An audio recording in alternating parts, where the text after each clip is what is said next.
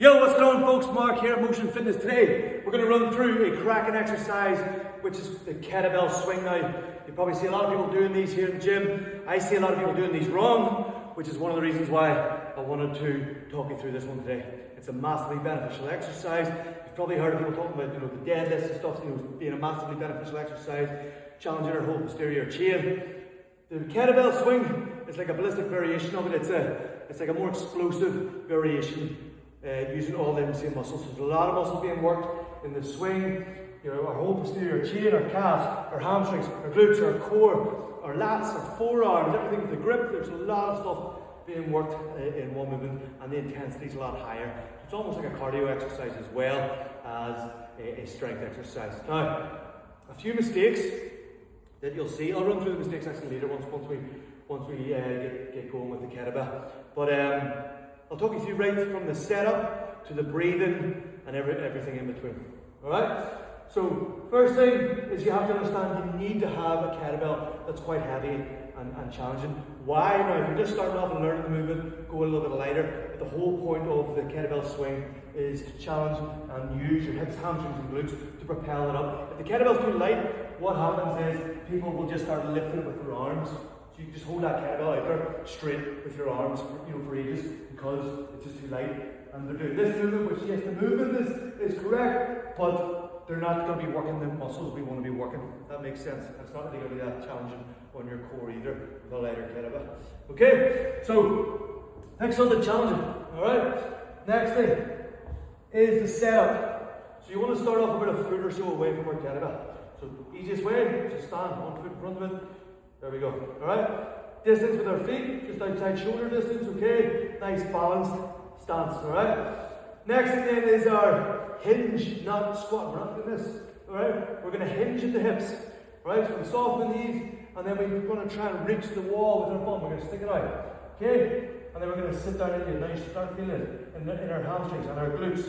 Okay? When we're in this movement. Okay? This is our hinge movement. Almost vertical shape. Slight soften the knees just. Not this. Okay, keeping the hips high. There, we grip our kettlebell, which is the horn of the kettlebell, the handle's called the horn. We're going to grip the horn, and we're going to sit back into our heels. Alright? Sit back, we're going to wedge back, and we're going to have that sort of kettlebell tilted. And then next thing we want to do is imagine we're trying to snap the kettlebell, getting our lats engaged. Here, snap it. Alright? All the way down to the heels, feeling the load into the hamstrings and the glutes. The lats are engaged. That's going to be my start point. Alright? The next thing I want to think about is the hike. Alright, so you go like an American ball, you get the hike of the ball. You'll see that the hike, we're going to hike high on the hips. You see people do this, swing low, don't want to see that. You want to hike it up high on the hips. Okay? So the hands should always be up to our knees, never below knee level. Alright? And then we're going to use the hips, hamstrings, glutes to propel into our wrists, the hips, push the wrists, which is going to propel the kettlebell up. Now, first swing it might only come to about here, but as we catch it on our next one, we're going to push a little harder, and eventually get it up a little bit higher, and then eventually we're getting it up sort of level with our chest. Okay? About this height here. So I'll just show you this first, right? So, tilt it, snap it, core is tense, hike it high on the hips, and then push with the hips. Catch, push a little harder, push a little harder. Eventually getting it up to where we want it, which is here. Okay? Core is tense, hips, hamstrings, glutes being worked, and the core being worked. Lats are engaged. And then we sit down and do our last swing, so the end looks exactly like it was when we started. Alright? Now, a few mistakes that we'll see. Well, there's a lot of mistakes that you'll see, but some of the main ones I'll see is people squat into their swing instead of hinging. So instead of pushing the hips back, forward, they're doing this. I see loads of people doing this. Okay? Squatting into it.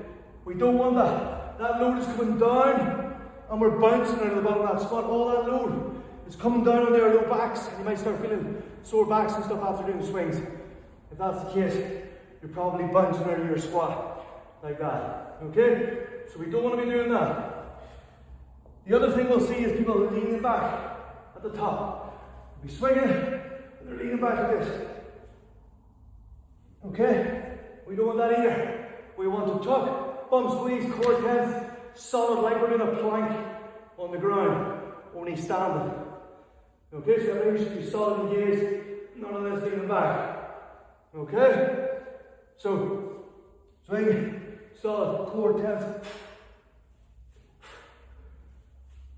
Okay?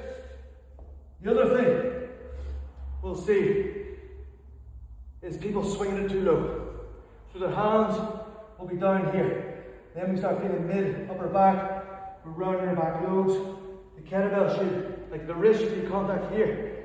Tops of the hips, there, not here. Shouldn't be seeing this. Good? None of that low swinging stuff. Alright? That's really going to put it on our back. We don't want that either. We want it just like a deadlift. We don't want to be deadlifting like this. We want to keep the chest up. Boom.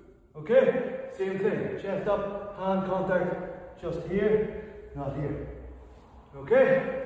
A lot of that comes down to the timing of it. Some people time it wrong and they start hinging at their hips as the kettlebell's here and they're already hinging. Next thing it ends up down here. If you think like a flopta, or I'm on the camera, this is right. So you think like a 3, 4, 5, 6 o'clock, you wait until 5 o'clock before you move those hips at all. So very last moment, then we break at the hips. Push, wait, break. It's sort of confusing in the beginning because you're not used to that. You just think as that comes down, you just want to hinge, get out of the way quick. You got to wait for that last second before we hinge. So here, just the last second. Okay? So, timing is going to be key to where that hand position is going to be. Alright? Oh, the T-Rex arms, that's another thing. So a lot of people will be swinging it and they'll just keep the elbows tucked in. That's what you see a lot of people do as well. Elbows tucked in. Okay? You're going to benefit a lot more if that kettlebell is out fully extended. Now, we don't want to overshoot it. Rounding the upper part of my back. Okay? Shoulders locked back. You want to bring like your tricep into your lats here. Now that snap on, but arms fully extended and not the little T-Rex arms here. Okay, once again, further out, like if you ever do like a lateral raise, do this or you do that. That's going to be more beneficial and add more load to the muscle if we're extended fully out. The same thing applies to a kettlebell swing. Okay, be more load out here. Alright? So yeah, just run through it again. Oh, the breathing. Talking through that next, breathing. When you're squatting, when you're benching, when you're pressing out of the exercise, is when you exhale. See them coming out of the squat. Exhale. On the way up, exhale as you push, whatever it is we're exhaling, okay? So when we're propelling the kettlebell, that's when we should be exhaling. Okay? Get it up there. Then once the kettlebell is up there and it's floating for a second, a little bit of weightness there for a second, that's when you quickly take your breath in, and then you tense again as we come in, and then we exhale. Okay? So just as the kettlebell is coming back down, we're breathing in, we're tensing the core again, and then we're going to exhale. Alright, so we'll try to breathe a little louder so you can hear it and understand. So snap in, hike it, push.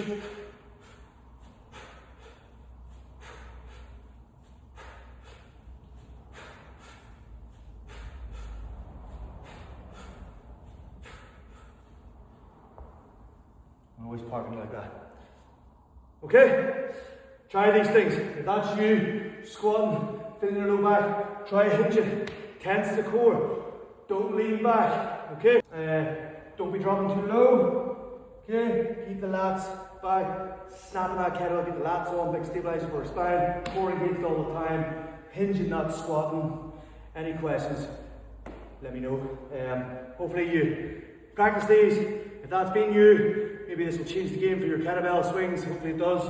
Any questions, anything else you want to know, just let me know.